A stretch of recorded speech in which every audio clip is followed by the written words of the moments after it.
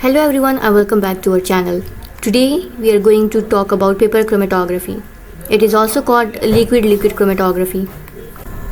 So what is paper chromatography?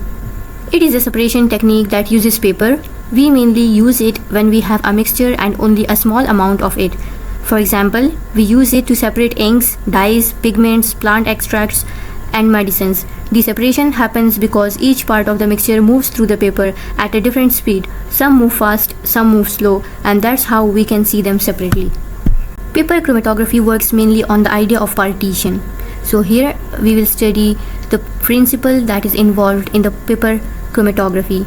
In this method, the different parts of a mixture spread themselves between two things: the stationary phase, which is the paper, and the mobile phase, which is the liquid solvent. The stationary phase is the paper, but it is not really the paper. It is actually the water trapped inside the cellulose of the paper. Now let's study what are stationary phases and what are mobile phases in more detail. So stationary phase is what stays in one place. The paper itself is made up of tiny cellulose fibers, and these fibers give solid support. But the important part is the thin layer of water that sticks to these cellulose fibers.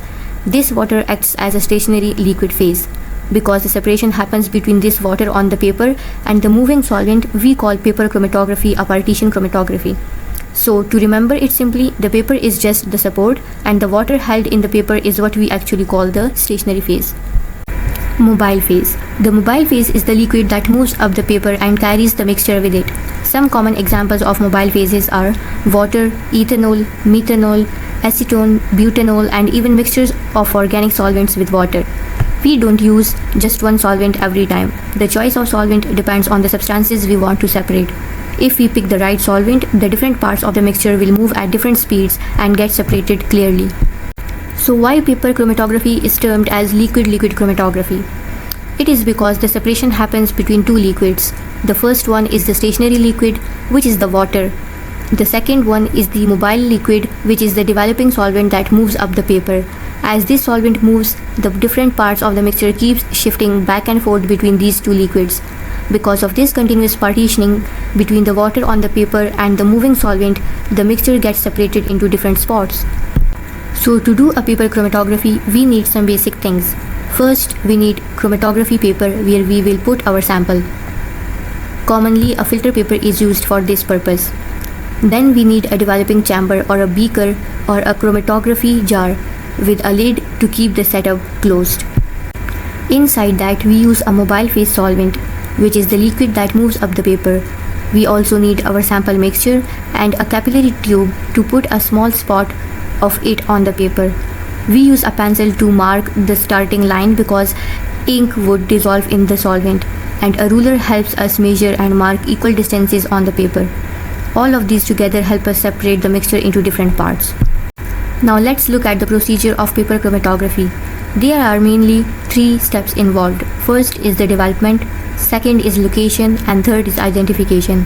I will be explaining all these points in detail one by one in the next slides. Development of chromatogram is just the step where we let the sample move through the paper with the help of a liquid solvent. First, we take a strip of chromatography paper or a filter paper about 4 to 5 cm in weight and 10 to 20 cm in length. Then, with the help of a pencil, we draw a straight line near the bottom about 2 to 3 cm above the edge. We dissolve our sample in the solvent and put a small spot on that pencil line using a capillary tube.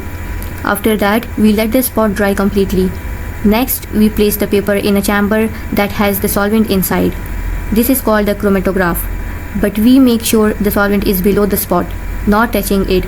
We close the chamber so the air gets filled with solvent vapors.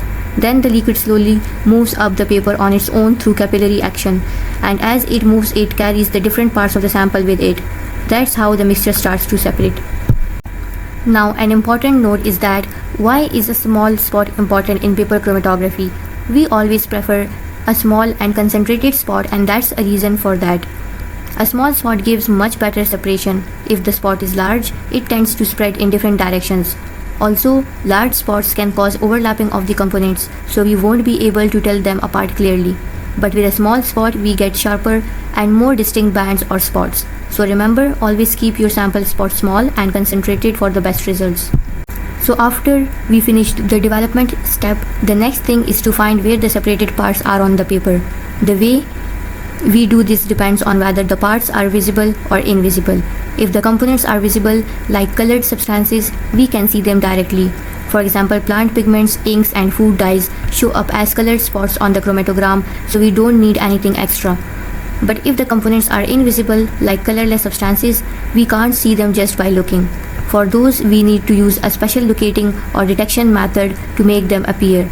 So basically, first we develop, then we locate the spots, and how we locate them depends on whether they have color or not.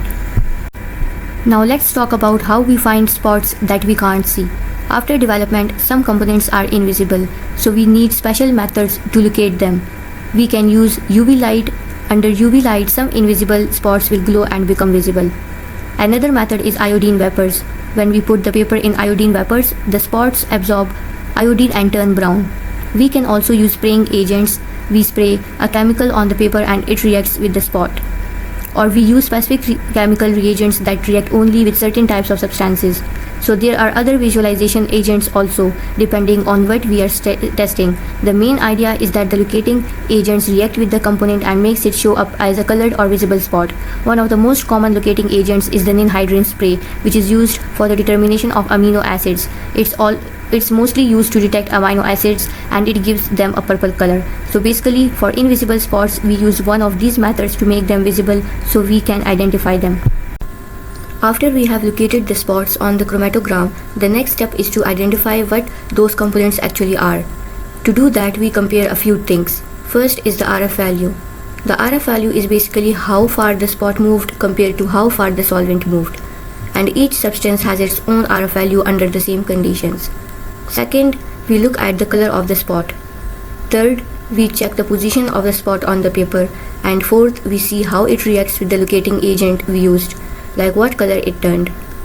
Out of all these, the most common and reliable method is to compare the RF value of our unknown spot with the RF value of a known standard. If they match, then we can say both are the same substance.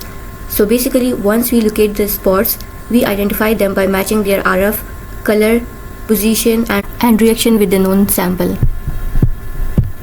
Now let's understand what RF value means.